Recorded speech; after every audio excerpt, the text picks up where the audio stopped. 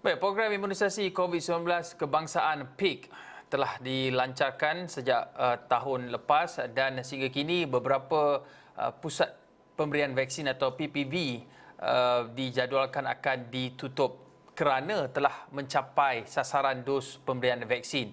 Dan salah satu pusat pemberian vaksin yang mega yang diwujudkan bagi memastikan kelancaran PPV ataupun program PIK ini adalah di PPV Stadium Nasional Bukit Jalil dan juga Axiata Arena.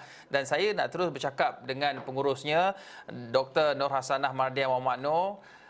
Selamat petang, Doktor. Pertama sekali, tahniah atas pemberian vaksin 1 juta di Stadium Nasional Bukit Jalil dan juga Axiata Arena. Tetapi, Doktor, apa yang sebenarnya kita boleh belajar dari pelaksanaan PIK, terutamanya sekali di dua lokasi ini? Selamat petang, Hakim. Terima kasih di atas ucapan sebentar tadi. Okey.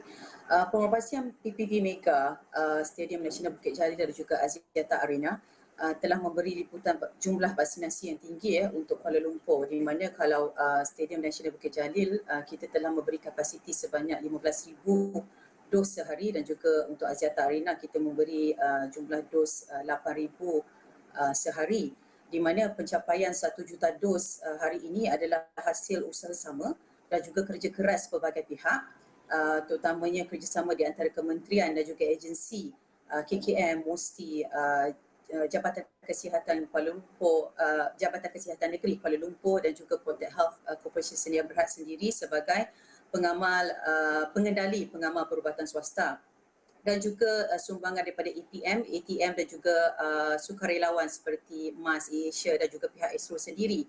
Jadi selain kedua-dua lokasi ini memberi vaksinasi secara temujanji, kita juga menjalankan program walk-in terutamanya bagi Stadium Nasional Bukit Jalil daripada 9 hingga 22 September 2021 kita telah menjalankan program vaksinasi walk-in di Stadium Bukit Jalil, di mana kita telah berjaya memvaksin sebanyak 14,000 dos sehari, di mana ini menjadi pelengkap kepada program IKAS dan juga membantu lebih ramai bukan warga negara untuk menerima vaksin dan mempercepatkan pembukaan sektor ekonomi. Bagi Axiata Arena pula kita khususkan kepada program walk-in untuk warga negara. Jadi sehingga 15 September 2021 program PICK telah berjaya memberi dos vaksinasi sebanyak 39,234,000 dos vaksin di Malaysia, di mana daripada jumlah ini 53% disumbang oleh Kementerian Kesihatan Malaysia dan selebihnya 47% disumbang oleh Protect Health sendiri melalui pengamal perubatan swasta dan juga NGO. Jadi ini menunjukkan bahawa penglibatan Protect Health melalui pengamal perubatan swasta dan juga NGO menjadi pelengkap dan juga sokongan kepada kerajaan dalam usaha mencapai kadar vaksinasi yang dirancangkan. Doktor, boleh perincikan bagaimana Protect Health dan juga penglibatan pengamal perubatan swasta di PPV Bukit Jalil dan juga Axiata ini menyumbang dan menjayakan program PIK? Okey, bagi kedua-dua lokasi ini, untuk wilayah Persekutuan Kuala Lumpur di bawah seliaan Protect Health Corporation sahaja, kita telah menyumbang sebanyak 88% daripada jumlah vaksinasi di KL dan jika gabungkan KL dan Selangor, kita telah menyumbang sebanyak 79% jumlah vaksinasi di KL Selangor. Jadi kelancaran operasi PICK di SMBJ dan Axiata Arena ini takkan berjaya tanpa pelibatan utama 5 pengamal perubatan swasta di kedua-dua lokasi ini. Jadi berdasarkan pemilihan pengamal perubatan swasta ini oleh Protect Health adalah berdasarkan daripada keinginan mereka untuk menyertai dan juga kesediaan mereka untuk menyediakan kaki tangan secukupnya untuk operasi PICK dan juga berdasarkan kredibiliti dan juga prestasi mereka dalam menjalankan program kesihatan sebelum ini. Dari segi Protect Health pula, kita untuk memastikan pengamal perubatan swasta ini menjalankan kerja dan juga memberikan khidmat mutu yang berkualiti, kita menyediakan latihan secara berkala dengan kerjasama daripada KKM, pasukan MASSejahtera dan juga bahagian farmasi KKM juga. Dan pada masa yang sama kita juga mempunyai pasukan internal audit untuk melakukan pemantauan dan juga audit dalaman dengan bantuan KKM untuk memastikan proses kerja yang dijalankan adalah betul dan juga berkualiti. Doktor, adakah pihak doktor bercadang untuk mengurangkan kapasiti di Stadium Nasional Bukit Jalil dan di kedua-dua PPV ini dalam masa terdekat? Okey, bagi keputusan pengurangan kapasiti adalah berdasarkan keputusan perbincangan pelbagai pihak.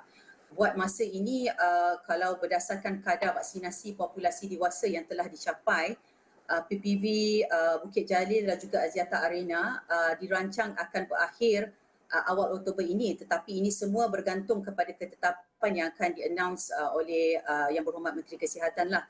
Buat masa ini kita masih meneruskan dengan kapasiti yang sama dan operasi akan tetap diteruskan berdasarkan apa jua keputusan yang akan ditetapkan lah.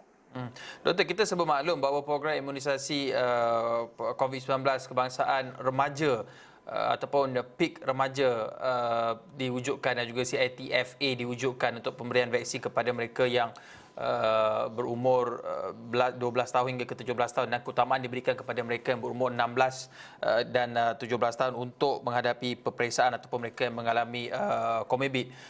Bagaimana persediaan untuk program vaksinasi remaja yang bakal dilancarkan Isnin nanti? Okey. Bagi program vaksinasi remaja, di pihak kami, pihak Protect Health, kami di dalam fasa menggerakkan dan juga membuat penilaian terakhir pemilihan pengamal perubatan swasta yang akan terlibat dalam program vaksinasi remaja ini.